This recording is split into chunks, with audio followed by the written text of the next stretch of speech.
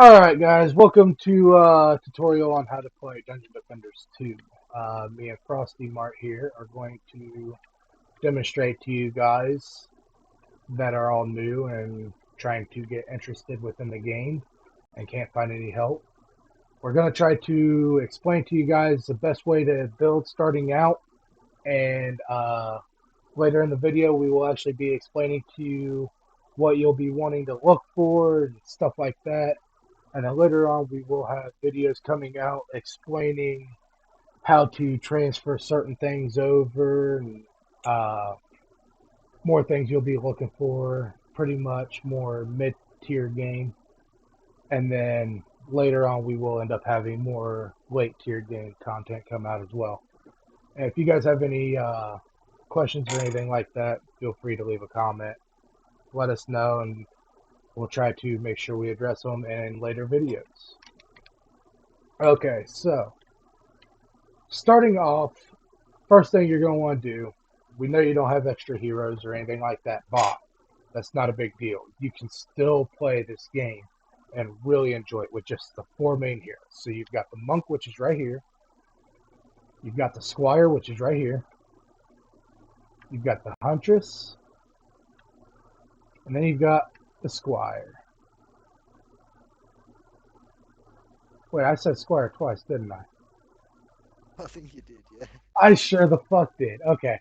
So this is the apprentice, not the squire. My bad. Uh, so your basic combos that you're going to want to use, you're going to be using a blockade of some sort. So you actually got three different types of blockades that you could potentially use if you wanted. You've got the arcane barrier, which is this one. Then you've got the spike blockade, which is this one. And then you've got the training dummy, which is this one. Now, in my opinion, the best blockade to use out of all of these, I would say would be the spike blockade, because it will deal a little bit of damage to enemies that are smacking it up close while your defenses are trying to kill them as well. So that would probably be your best option right there. So let's go ahead and get rid of the arcane barrier and the training dummy, since we're going to go ahead and go with the spike blockade. Okay, so in a lane, what you would do is you'd build a spike blockade where they are coming out. So that way you no longer have to worry about it. Anything that tries to come towards the crystal is going to get stuck right here. Next thing you're going to want to do is pull out your apprentice.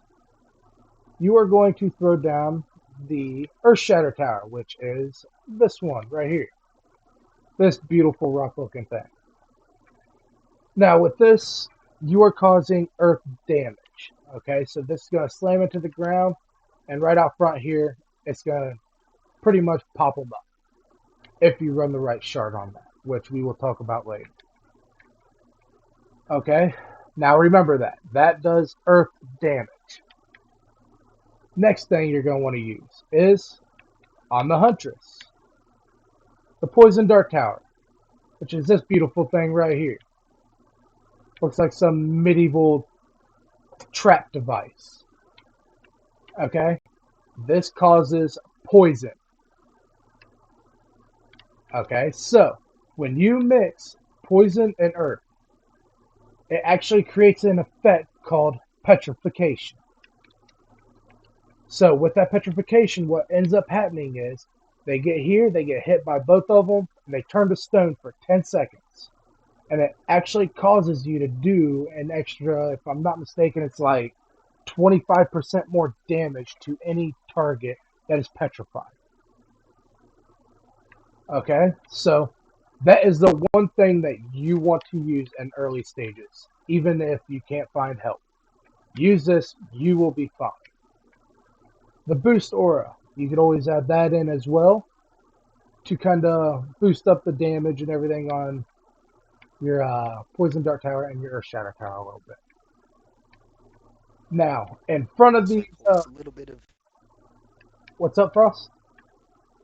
It'll also cause a little bit of damage protection to anything that's inside the boost aura. Yep. Much, but a little percent, I think. Okay, now I know you guys see this weird stick sticking out of the ground in front of these blockades. This is called a Flamewar. It is with the monk. Okay, so when you do this build, what you want to do is throw that Flamewar just right in front of it. Because what's going to end up happening is, while they are being petrified here while trying to smack your blockades, that flame aura is actually damaging them as well. This flame aura has an attack radius of 10 enemies. So if there are 10 enemies within here, it's attacking all 10. 11 of them, it's going to be missing out on one till one of them's dead, and then it'll pick up that one. Okay, now back to the Earth Shatter. The Earth Shatter is single target. It does not matter what other people tell you. Me and quite a few other people have tested this over and over. Okay? Single target. Remember that. The Poison Dart Tower is single target as well. Now, using both of them, they're going to die fairly quickly. Like I said, you have a 25% damage bonus. So, to make this Earth Shatter multi-target, some key things that you are going to want to look for is on your Earth Shatter Tower, you're going to want to find a Shatter Quick mod. Okay, on that mod, if you read it, it says 371,300 area earth damage for 10 seconds when hit by Earth Shatter. Okay, so that leaves an area around wherever it is, wherever it hits, as Earth. Another thing you are going to want to run on that Earth Shatter Tower is a mod called Earth Toss. It's actually a shard, not a mod.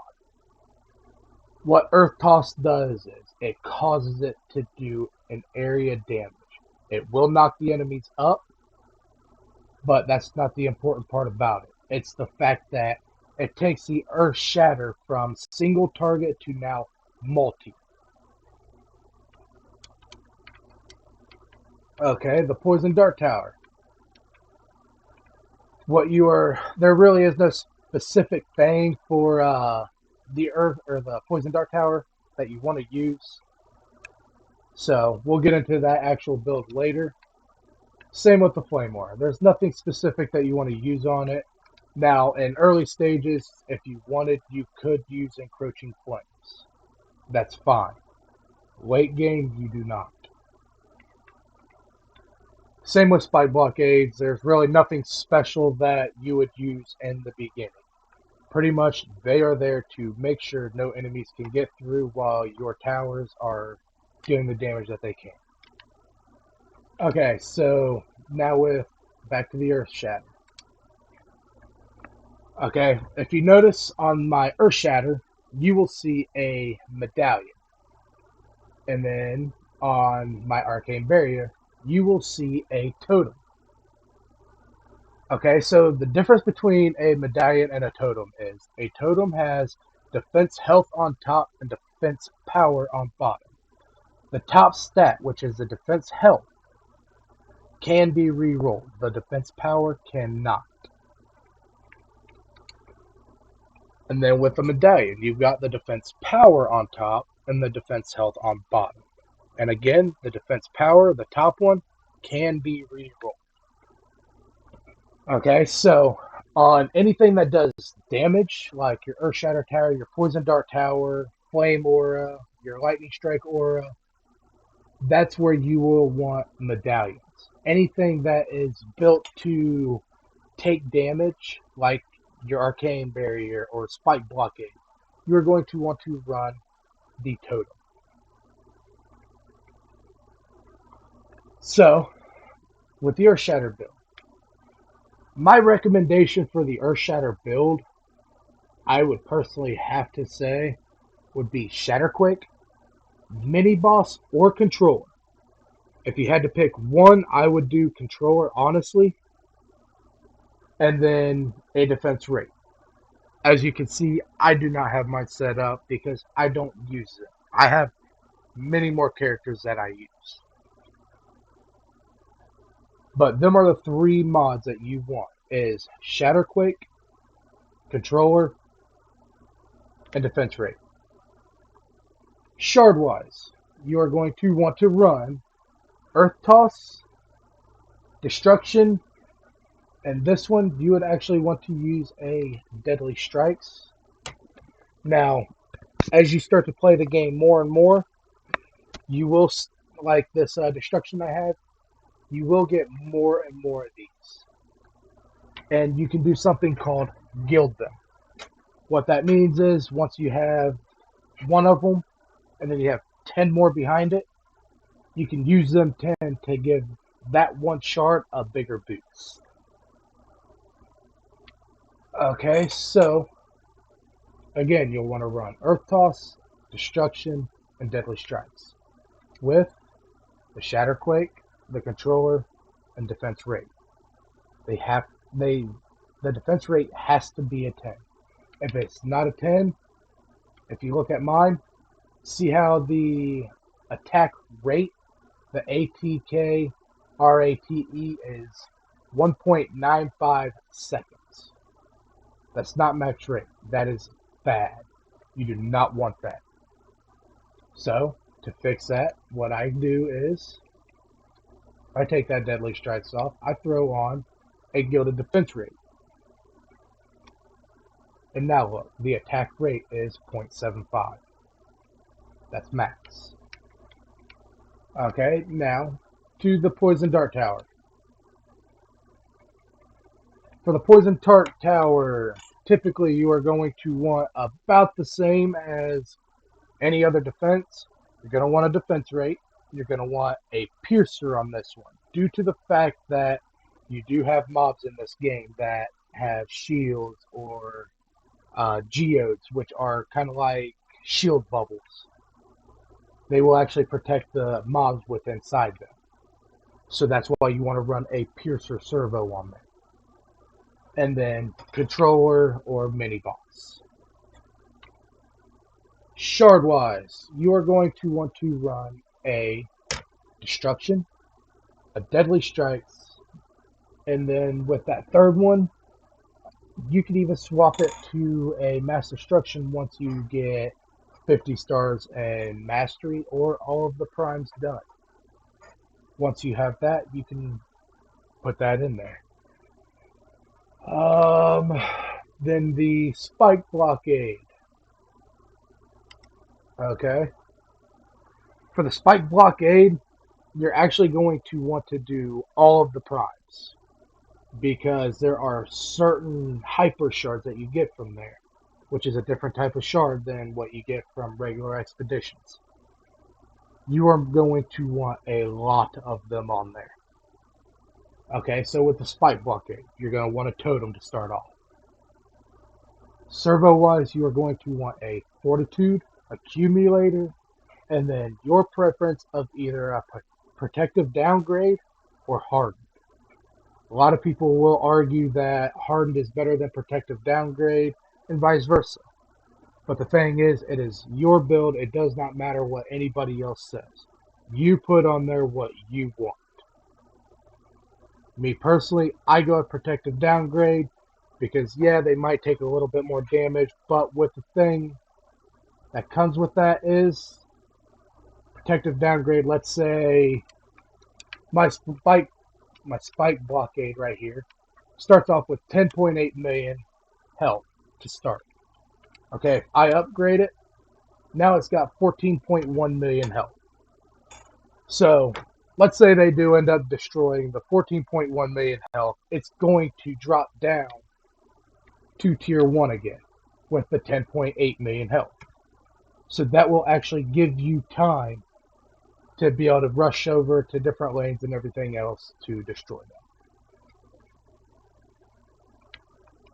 So now let's move on to the Flamewar. My Flamewar is set up completely different right now because I'm doing something else with it.